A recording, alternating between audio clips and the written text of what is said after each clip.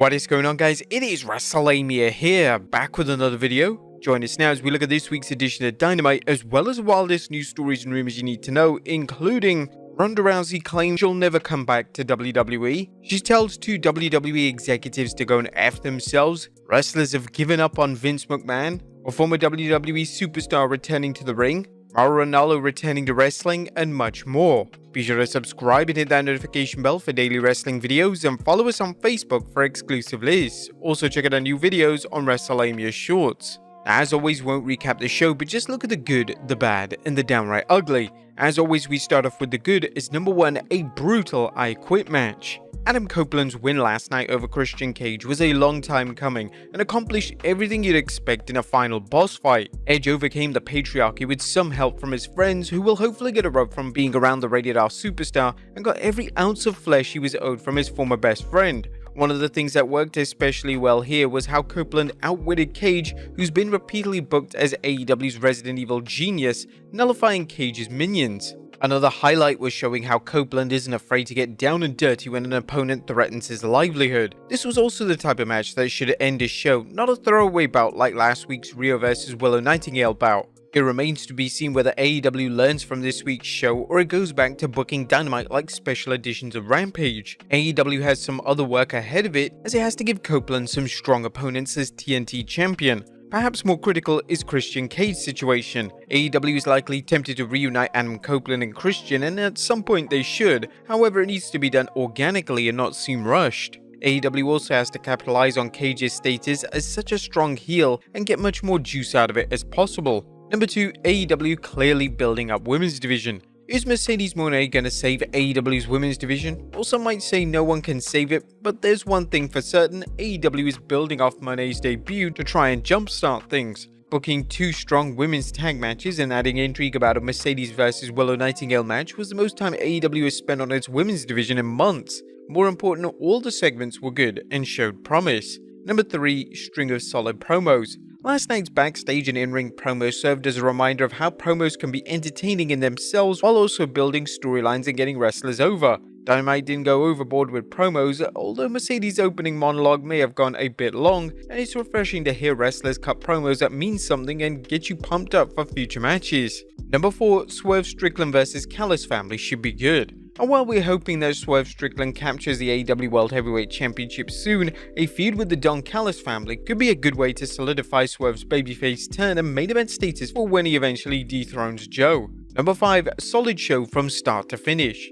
Dynamite was a solid show, and while AEW should have booked a show like this last week to capitalize on Mercedes Moné's debut, it is what it is. A string of solid matches, strong promos, and an epic main event made this a night to remember. And Thunder and Purrazzo make excellent team. Thunder Rosa and Deonna Purrazzo formed a highly effective team, another one of those instances where 2 wrestlers seem to click and make fans want to see more. Watching this tag match also helped make the case for a Women's Tag Team Championship, a title that could help AEW's female undercard improve in matches where single stars don't have to do as much work. But that was the good. What about the bad? It's number 1, Chris Jericho needs to wrap it up. Now, Chris Jericho needs to wrap it up as he's moving in the ring with all the grace of a 3-legged elephant. Either that or it's time for Jericho to do what many wrestlers his age do, develop an in-ring style that plays to his strengths and covers his weaknesses. A more mat-based style that makes his strike seems better than watching him trying to keep up with fast opponents and perform aerial moves he's incapable of pulling off. There was nothing downright ugly, as this was one of the best Dynamites in a long time, and it's the type of show AEW needs to book every week if it wants to grow its audience and capitalize on WWE's popularity.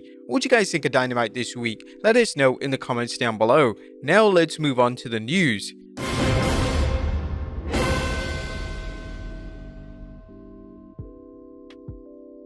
Our first story looks at Ronda Rousey rocks the WWE. At top of today's news is a flurry of fighting words from Ronda Rousey directed towards WWE and former WWE boss Vince McMahon. Rousey's autobiography, Our Fight, will be released on 2nd April, and judging from some of the book's excerpts and comments made in a recent interview, Rousey is not holding back. First, she destroyed Vince McMahon.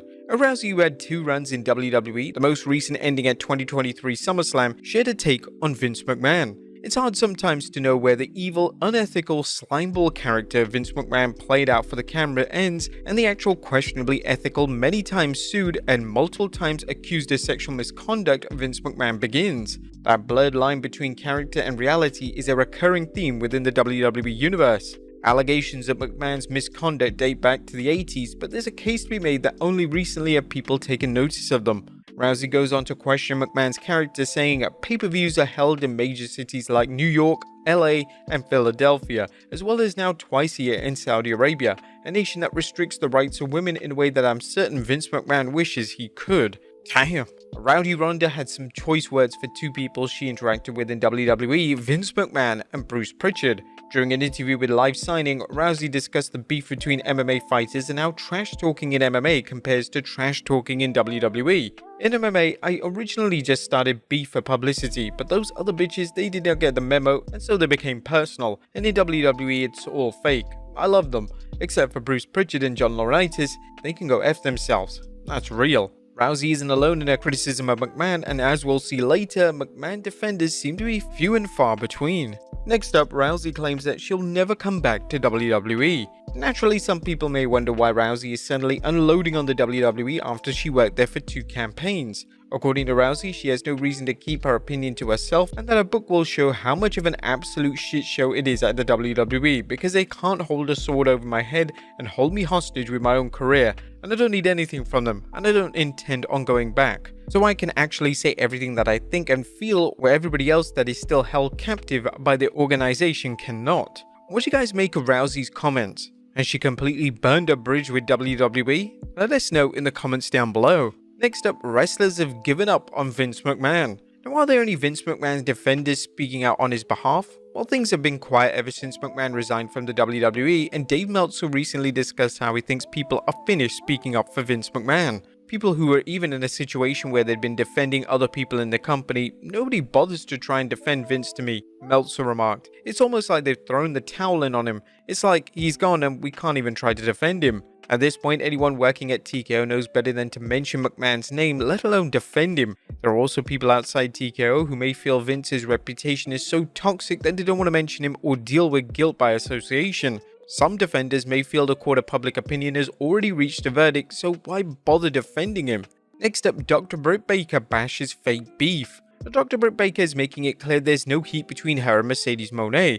Baker responded to a tweet implying AEW's women's division are angry at Mercedes' big bucks deal. But Baker slammed a Facebook rumor saying, "This is a fake Facebook post, you dumb F, excuse my language trip." You can all post your apologies in the comments below. Next up, Nick Aldis recovering from surgery. The SmackDown GM Nick Aldis is letting the wrestling world know he's doing fine after some recent surgery. Aldis tweeted, "Yes, I got out of surgery for a ruptured bicep tendon, and yes, the sheets had it within minutes. God bless him. Must be a slow news day. Anyway, it was a freak accident. I'm on the mend and I will continue to fulfill my obligations on SmackDown." There's no word on what happened, but we send our well wishes to Nick for a speedy recovery. Next up, Mauro Ranallo returning to wrestling. Former WWE announcer Mauro Ranallo may be heading to Major League Wrestling to call the action. According to Fightful Select, MLW and Ranallo have been in talks about Ranallo appearing for the promotion. Nothing has been confirmed, but Ranallo, who provided commentary on SmackDown and NXT, would be a great addition to the company's broadcast team. Fightful noted that MLW owner Court Bauer and Mauro had worked together on a Strikeforce project in the past. MLW recently settled its lawsuit against the WWE, with the WWE reportedly agreeing to fork over $20 million. No word if this potential hire was in the works before the lawsuit was settled, or it's a sign that MLW is using the money to develop the company. And finally, a former WWE star returning to the ring. And last but not least, former WWE superstar Alicia Fox is getting ready to battle a familiar opponent, none other than Mickie James. Fans tuning into the Gabby AF podcast learned Fox, who now works as Vix Crow, will wrestle Mickie James at an upcoming StarCast event in Australia set to run from 11th to 14th April. Wrestling News noted that this is the first time Fox and James have battled each other one-on-one since October 2009. But there you have it, folks, our look at Dynamite as well as the wildest news stories and rumors you need to know. Be sure to leave your comments down below, and I'll see you next time with some more wrestling content.